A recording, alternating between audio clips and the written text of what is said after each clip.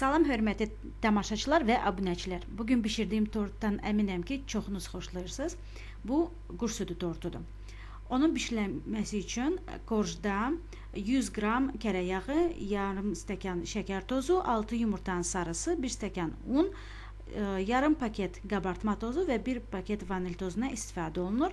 Həmçinin sufle üçün 20 qram jelatin, yarım stəkan soyuq su, 200 qram kərə yağı, 400 ml qatılaşdırılmış süd, yəni zquşonka, 1 stəkan şəkər tozu, 6 yumurtanın ağı, yarım çay qaşığı lumu duzu, 1 paket vanil tozu və şokoladlı glazur üçün 200 qram tünd şokolad, 50 ml süd və 50 qram kərə yağından istifadə olunur. Əvvəlcə yumurtaları sındırıb, onların ağı ilə sarısını bir-birindən ayırarıq. Yumurtanın sarısını ayrıca çalıb, üzərinə şəkər tozunu əlavə edirik və rəngi açılana dək, yəni ağarana dək onu çalmağa davam edirik.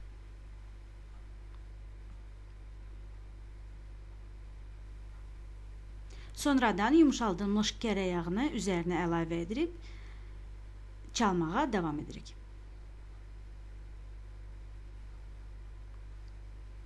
Üzərinə vanil tozu və həmçinin qabartma tozu tökülür, yenidən çalınır.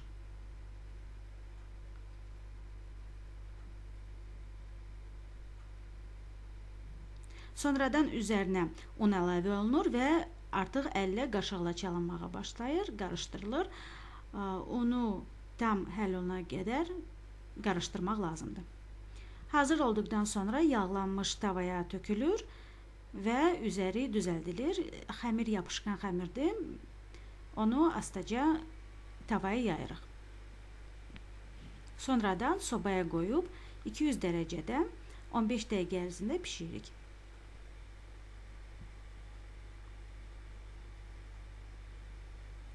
Jelatini hazırlayıram. Artıq sufleyə keçirik. Soyuq suyu qaba töküb jelatini üzərinə qoyuram. Jelatinlər müxtəlif ola bilər, yəni hazırlanma qaydası eynidir. Yumuşalmaq üçün kənara qoyuram. Bu müddət ərzində kərə yağını mikserlə çalıram və üzərinə vanil tozunu əlavə edirəm. Ondan sonra qatılaşdırılmış südü yavaş-yavaş üzərinə əlavə edib çalmağa davam edirəm. Kremin bir hissəsi hazırdır. İndi suflenin yumurtanın ağına keçirəm. Onu qarışdıraraq üzərinə lumu duzu əlavə edirəm. Bu müddət ərzində mikrodalğalı sobada jelatini əridirəm. O əriyənədək yumurtanın ağının şəkər tozunu əlavə edirəm. Şəkər tozu yavaş-yavaş qatılır. Jelatin soyuduqdan sonra onu ümumi qaba tökürəm, yəni yumurtanın ağına əlavə edirəm. Bu müddət ərzində o mütləq qarışmalıdır. Soyuduqda deyəndə ki, mütləq tez işləmək lazımdır. Biraz ilıqlaşan kimi jelatini töküb qarışdırmaq lazımdır. Əksər halda o bərkiləşə bilər. Yumurtanın ağı ilə hazırlanmış kremi bir-birinə qatırıq. Beləliklə sufle hazırdır.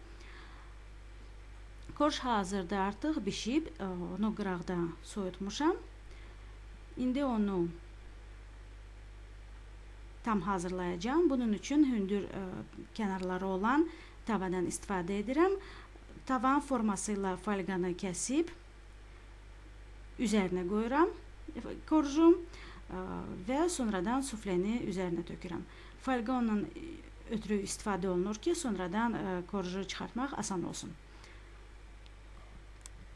Sufle töküldükdən sonra 3-4 saat ərzində soyuducuda saxlanır. Bu müddət ərzində o orada tam bərkiməlidir.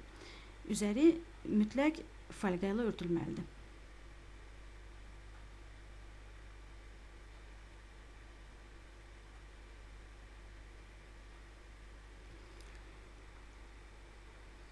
Üç-dörd saat keçdikdən sonra şokoladı hazırlayırıq. Bunun üçün südü balaca qazançaya töküb, üzərinə qırılmış şokolad hissələrini əlavə edirik və astaxotda şokoladı əridirik.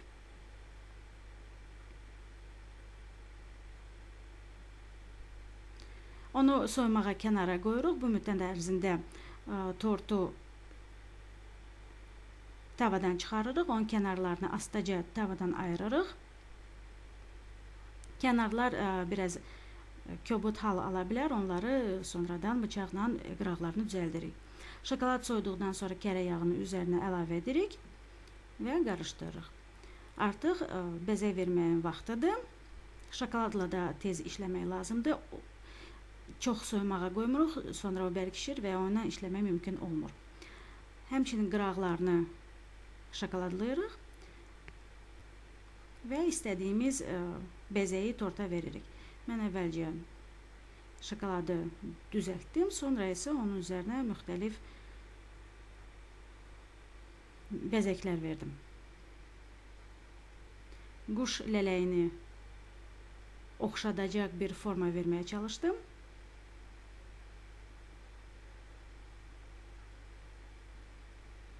Beləliklə də tort hazır oldu.